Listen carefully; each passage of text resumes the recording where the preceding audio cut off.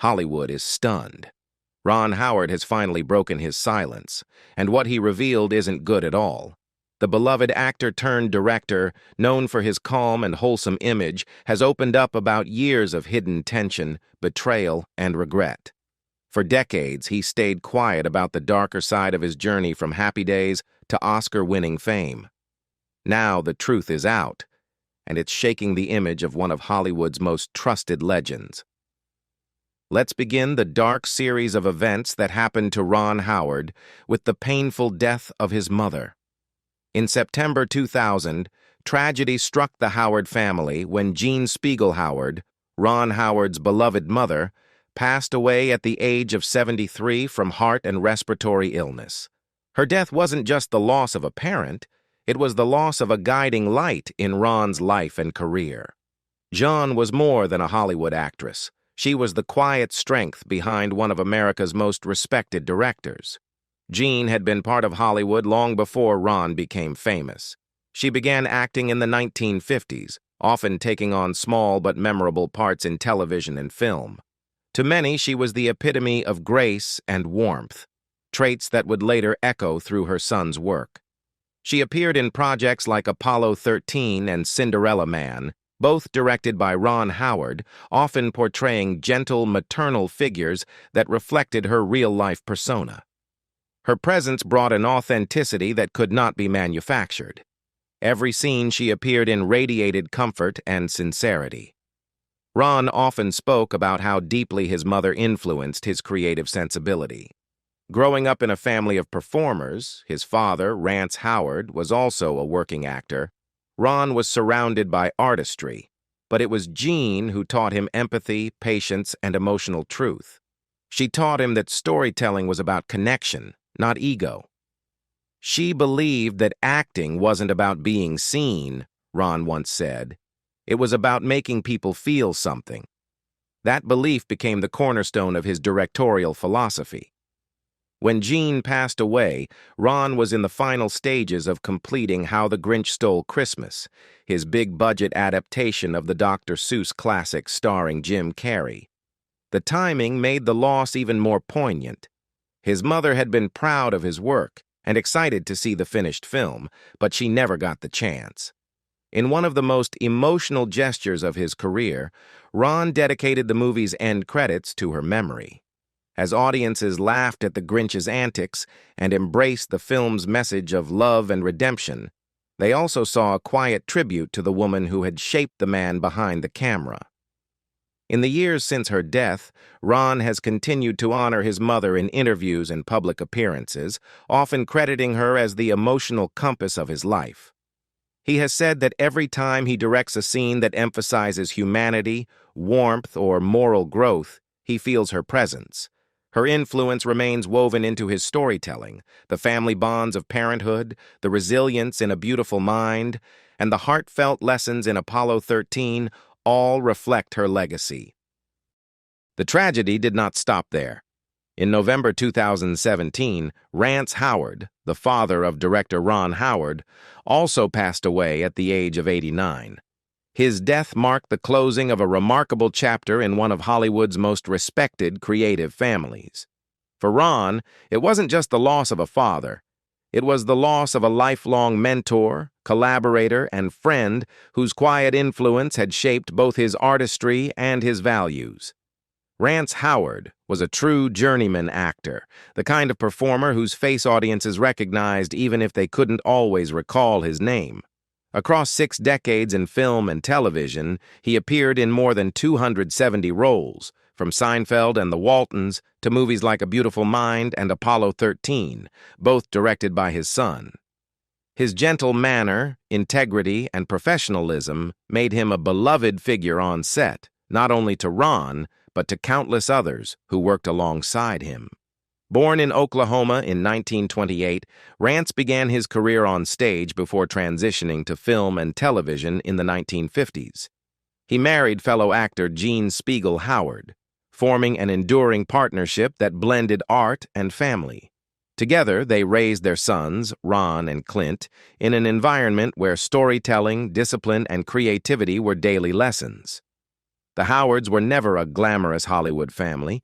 They were working artists, grounded in small-town values and mutual respect. For Ron, his father was more than a role model. He was a living example of what it meant to build a career with humility and perseverance. Rance taught him to love the craft, not the fame, and to approach every project with honesty. "He stood for everything I value in the human spirit," Ron wrote when he announced his father's death on social media. "A passion for his work and a love for his family."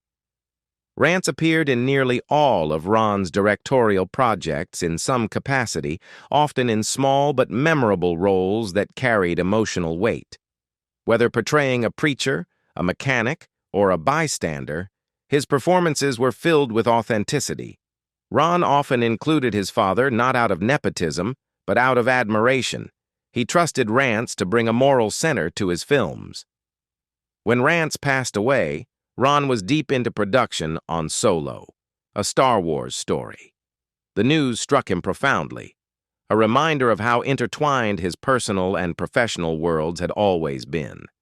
The loss of both parents, Gene in 2000 and now Rance in 2017, signaled the end of an era for the Howard family, whose creative spirit had inspired multiple generations. Even after his passing, Rance's presence remains palpable in Ron's work. His values echo in the themes of perseverance and integrity that run through Cinderella Man, Rush, and Hillbilly Elegy. Ron has often said that when he's on set, making decisions or guiding actors, he still hears his father's voice, steady, wise, and supportive. For Ron Howard, the road from child actor to acclaimed filmmaker was not the smooth, effortless path it might appear from the outside. The story of Ron Howard's early years isn't one of instant fame or privilege. It's one of sacrifice, grit, and unwavering love. Long before he became one of Hollywood's most respected directors, Ron was a little boy growing up in a struggling family of actors who were barely hanging on in the competitive world of 1950s Hollywood. His parents, Rance and Gene Spiegel Howard, were both passionate performers, but work was inconsistent and money was scarce. Still, they made one promise to each other when Ron was born in 1954. Their son would not be forced into full-time acting before he turned 5.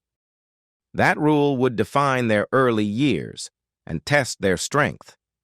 Between 1957 and 1958, the Howards were offered several acting opportunities for young Ron, roles that could have brought in much-needed income. But true to their word, Rance and Gene turned them down. They wanted Ron to have a childhood first, to play, to explore, and to grow before being thrust into the demanding life of a working actor. It was a noble decision, but a costly one. The family's finances crumbled. There were months when they couldn't make rent. They pawned personal items just to afford groceries. Every decision came with doubt, yet they refused to compromise their values. By late 1958, the pressure was unbearable. With debts reaching what would now be around $5,000, Rance and Gene began discussing whether to give up on Hollywood altogether. They loved acting, but it no longer seemed sustainable. Still, something in them refused to quit. They believed that perseverance, and perhaps a bit of faith, would eventually pay off. That turning point came in 1959.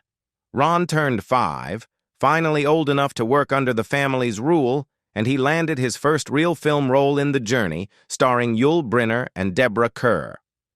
For the first time, his name appeared in the credits, a small but life-changing moment. Yet even then, the experience wasn't without pain. On set, Ron's red hair and freckles made him a target for teasing. Some crew members cruelly called him freckle-faced freak, wounding the little boy's confidence. His father, who was also working on the same film, couldn't stand to see it. He confronted the crew and nearly lost his own job defending his son's dignity.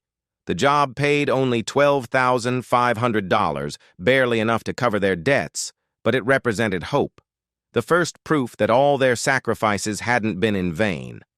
That same year, the Howards welcomed another child, Clint Howard, born on April 20th, 1959. Even as their family grew, so did their challenges. Money remained tight, but Rance and Jean never let fame, or the lack of it, dictate their parenting. They kept Ron in public school, made sure he had time to play baseball and ride bikes, and shielded him from the harsher realities of the entertainment world as long as they could.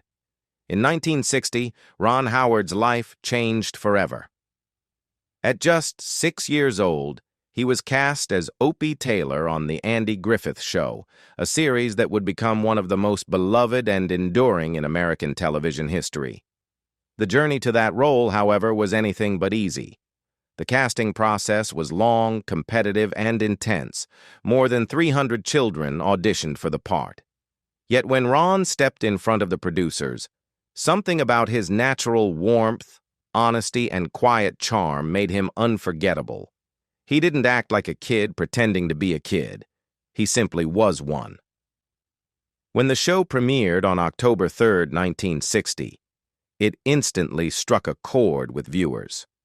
Set in the fictional small town of Mayberry, the series radiated the kind of simple, wholesome Americana that audiences longed for during a time of cultural change. As Sheriff Andy Taylor's curious and good-hearted son, Opie, Ron embodied the innocence of childhood and the loving bond between parent and child.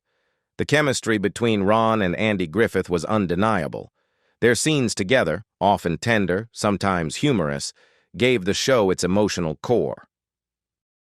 Over the next 8 years, The Andy Griffith Show became a cultural institution, running for 249 episodes, with Ron appearing in an incredible 243 of them.